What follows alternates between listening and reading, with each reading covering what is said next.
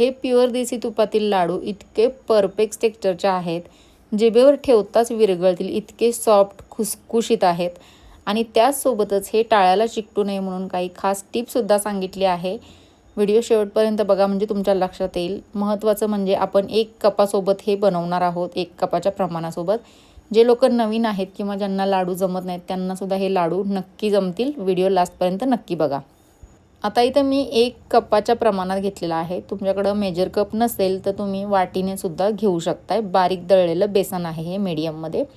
त्यानंतर मी इथं प्युअर तूप घेतलं आहे. हे घरगुती तूप आहे घरी बनवलेलं. ते सुद्धा आपल्याला मोजून घ्यायचं आहे. इथं 1 कप बेसन तर अर्धा कपापेक्षा थोडंसं कमी इथं आपल्याला तूप लागलेलं आहे. तरी पण आपण अर्धा कप मोजून घ्यायचं आहे. आता इथं एक जाड अशा तळाची कढई मी इथं ठेवलेली आहे तापायला. त्यानंतर थोडंसं सुरुवातीला एक साधारण 2 चमचे तूप आपल्याला याच्यामध्ये टाकायचं आहे. आणि एकदम बारीक जी रवा असतो आपला तो वाला टाकायचा आहे. आणि छान याला खरपूस छान गोल्डन होईपर्यंत परतून घ्यायचं आहे. आणि त्यानंतर सर्व 1 कप बेसन याच्यामध्ये आपल्याला टाकून घ्यायचं आहे. आणि मंद आचेवर याला सतत ढवळत आपल्याला व्यवस्थित परतून घ्यायचं आहे. आता बेसनचे लाडू बनवत असताना जो मेन पार्ट असतो तो म्हणजे बेसन भाजून घेणे. पहिली स्टेप तर हीच आहे की बेसन तुमचं व्यवस्थित भाजलं पाहिजे. आता इथं बघा अशा प्रकारे इथं बेसन थोडं भाजत आलेलं आहे. आता परत आपण याच्यामध्ये साधारण 2 चमचे तूप टाकणार आहे. आणि पुन्हा एकदा याला व्यवस्थित मिक्स करून पुन्हा एकदा याला आपल्याला भाजून घ्यायचं आहे व्यवस्थित. एकदम मीडियम टू लो गॅस ठेवायचा आहे. अजिबात फुल गॅस करायचा नाही, नाहीतर बेसन जळण्याची शक्यता असते. आणि सतत याला ढवळत राहायचं आहे. आता पुन्हा 2 चमचे मी परत टाकलं आहे. यानंतर अजिबात आपल्याला तूप लागत नाही. आता इथं तुम्ही बघू शकता याचा टेक्स्चर कसा झाला आहे. आता आपलं या स्टेजला एकदम फास्ट बेसन भाजून तयार होतं. अशाच प्रकारे आपल्याला सतत ढवळत राहायचं याला. नाहीतर काय होतं की खाली जळाल्यामुळं मग लाडूचा जो टेक्स्चर आणि जे त्याचा स्वाद असतो तो बदलण्याची शक्यता असते. त्यामुळं सतत ढवळायचं. इथं बघू शकताय एकदम गोल्डन आपलं बेसन भाजून रेडी झालं आहे. आता इथं आवडीनुसार ड्रायफ्रूट टाकायचे आहेत. मी इथं काजू, बदाम आणि मनुके असं घेतलेलं आहे. तुम्ही तुमच्या आवडीनुसार घेऊ शकताय. आता याच बेसनसोबत याला जोपर्यंत ड्रायफ्रूट आपले छान फुलत नाहीत तोपर्यंत फ्राय करत राहायचं याला. आता आपल्या लाडूला छान सॉफ्ट असा टेक्स्चर येण्यासाठी मी इथं मलाई वापरलेली आहे. मलाईसुद्धा आपल्याला प्रमाणात वापरायची आहे. आता इथं मी 1 कप बेसन घेतलं आहे तर त्यासाठी मी 1/4 कप इथं मलाई घेतलेली आहे. दुधावरची जी फ्रेश मलाई असते ती घेतली आहे. तुमच्याकडे नसेल तर तुम्ही दूधसुद्धा घेऊ शकता 1-2 चमचे. ही प्रमाणात वापरायची, नाहीतर आपल्या लाडूचे टेक्स्चर जे आहे ते एकदम मऊ होऊ शकते आणि ते टाळ्याला चिकटू शकते. आता इथं बघा अशा प्रकारे मलाई टाकल्यानंतर सतत आपल्याला ढवळत राहायचं आहे जोपर्यंत हे सर्व फुलून छान एकजीव होत नाही तोपर्यंत. इथं बघू शकताय छान आपलं एकजीव झालेला आहे आणि याचा रंग इतका सुंदर आलेला आहे. तुम्ही बघू शकताय एकदम गोल्डन कलर आलेला आहे.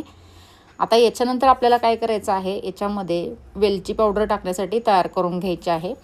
आता इथं मी साधारण 5 ते 6 वेलची घेणार. आणि त्या तुम्ही याच्यामध्ये बाकीचं पण टाकू शकताय. सुंठ पावडर किंवा मग जायफळ पावडरसुद्धा टाकू शकताय. इथं मी 4 ते 5 वेलची घेतल्यात आणि थोडीशी साखर टाकून याला मी बारीक करून घेणार. आता वेलची पावडर जी आहे ती एकदम लास्टला टाकायची आहे म्हणजे त्याचा स्वाद एकदम टिकून राहतोय. आता बघा आता ह्याच्यानंतर आपल्याला साखर जी आहे पिठी साखर ती कशी बनवायची तुम्हाला दाखवते. 1 कप बेसन आहे आपलं तर 1 कप अर्धा कपाला थोडंसं कमी आपल्याला साखर घ्यायची आणि पिठी साखर याची तयार करून घ्यायची आहे. आणि आपल्याला जर परफेक्ट मेजरमेंट हवं असेल तर ही पिठी साखर आपल्याला पुन्हा एकदा त्याच अर्ध्या कपाने मोजून घ्यायचे आहे. आता हे पावडर फॉर्ममध्ये असल्यामुळे आपण याला मोजून घेतोय. आता आपण बेसन जे आहे ते पावडरमध्येच मोजून घेतलं आहे त्यामुळे आपल्याला साखरसुद्धा अशीच मोजून घ्यायची आहे म्हणजे एकदम परफेक्ट प्रमाण होते आपल्या साखरेचं. आता साखर जी आहे ते मिश्रण पूर्णपणे थंड झाल्याशिवाय आपल्याला अजिबात घालायची नाही, नाहीतर काय होतं की आपलं जे मिश्रण आहे ते एकदम पातळ होऊ शकतं यासाठी. आता हे मिश्रण आपल्याला साईडला काढून फॅन खाली ठेवू शकताय किंवा असंच तुम्ही साईडला ठेवून देऊ शकताय. आता बेसन लाडू बनवताना महत्त्वाचीच गोष्ट एकच आहे की जे आपले बेसन आहे ते न जळवता व्यवस्थित एकसारखं भाजून घेणं. त्याचा रंग तुम्ही बघू शकताय, इतका परफेक्ट आणि सुंदर कलर आलेला आहे. आता अशा प्रकारे याला मी थंड करून घेणार आणि हे पूर्णपणे 100% थंड झाल्यानंतरच याच्यामध्ये साखर घालणार. नाहीतर मग आपले जे लाडू आहेत ते एकदम मऊ होतात किंवा मिश्रण ते एकदम पातळ होऊन जातं. आता बघा मी इथं साखर टाकून घेतली आहे. 1 कप जर बेसन असेल तर अर्धा कप पिठी साखर असं प्रमाण घेतलं. याच्यामध्ये तुम्ही तुमच्या आवडीनुसार कमी किंवा जास्त घेऊ शकताय. वेलची पावडरसुद्धा टाकले. मिश्रण आपलं पूर्णपणे थंड झालं आहे. आता लाडू जे आहेत ते लगेच कधीच वळायचे नाहीत. साधारण एक अर्धा तास तरी या मिश्रणाला साईडला ठेवून द्यायचं आहे. आता जर तुम्ही चेक करत राहायचं आहे की कधी आपलं मिश्रण व्यवस्थित लाडू बांधण्यायोग्य झालेलं आहे, तर इथं बघा थोडंफार आपलं मिश्रण इथं व्यवस्थित तयार झालं आहे. एकदम घट्ट झालेलं आहे. ह्याच्यामध्ये तूप असल्यामुळं हे लवकर घट्टसुद्धा होते. आता याला काय करायचं, आपल्याला हव्या त्या साईजमध्ये लाडू तयार करून घ्यायचे आहेत, वळून घ्यायचे. आता लाडू बनवत असताना तुम्हाला काही मी टिप्स सांगितल्या आहेत, त्या लक्षात ठेवून जर तुम्ही लाडू बांधले तर तुमचे लाडू अजिबात बिघडणार नाहीत. पहिली महत्त्वाची गोष्ट म्हणजे बेसन व्यवस्थित न जळवता भाजून घ्यायचं आहे. दुसरी गोष्ट म्हणजे तुम्ही जो रवा वापरणार आहे तो पण प्रमाणात वापरायचा आहे. तिसरी गोष्ट म्हणजे जी मलई वापरली आपण ती पण एकदम प्रमाणात वापरायची, त्याच्याने लाडू सॉफ्ट होऊ शकतात. त्यानंतर मिश्रण थंड झाल्यानंतरच आपल्याला पिठी साखर टाकायची आहे. त्यानंतर जी वेलची पावडर आहे तीसुद्धा शेवटी टाकायची आहे आपल्याला. आणि मिश्रण पूर्णपणे थंड झाल्यानंतरच आपल्याला लाडू वळून घ्यायचे आहेत, नाहीतर त्याचा आकार जो आहे तो बिघडू शकतो. जर आपल्याला आकार आणि टेक्स्चर परफेक्ट हवा असेल तर सांगितलेल्या सर्व गोष्टी तुम्ही लक्षात ठेवून जर हे लाडू बांधले तर अजिबात बिघडणार नाहीत. आता हे लाडू आपल्याला पूर्णपणे थंड झाल्यानंतरच हवाबंद डब्यामध्ये पॅक करून ठेवायचे आहेत. गरमागरम जर लाडू भरले तर त्याला बुरशी येण्याची शक्यता असते. त्यानंतर आपल्याला काय करायचं आहे, लाडू जेव्हा आपण डब्यातून काढणार आहे त्यावेळेला आपल्या कोरड्या हातानेच घ्यायचं आहे.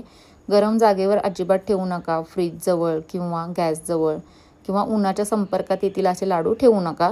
गरम जागेच्या ठिकाणी, थंड ठिकाणी ठेवा. फ्रीजमध्ये ठेवलेत तरी चालेल. तर ही रेसिपी तुम्हाला कशी वाटली आणि टिप कशा वाटल्या नक्की सांगा. आणि हे लाडूची रेसिपी नक्की ट्राय करून बघा. आणि रेसिपी आवडली तर छानशी कमेंट करा. आणि चॅनलवर नवीन असाल किंवा अजूनसुद्धा चॅनलला सबस्क्राईब केलं नसेल तर चॅनलला सबस्क्राईब करून घ्या. चला तर मग पुन्हा भेटूया अशाच एका छानशा रेसिपीसोबत. तोपर्यंत सर्वांना बाय बाय.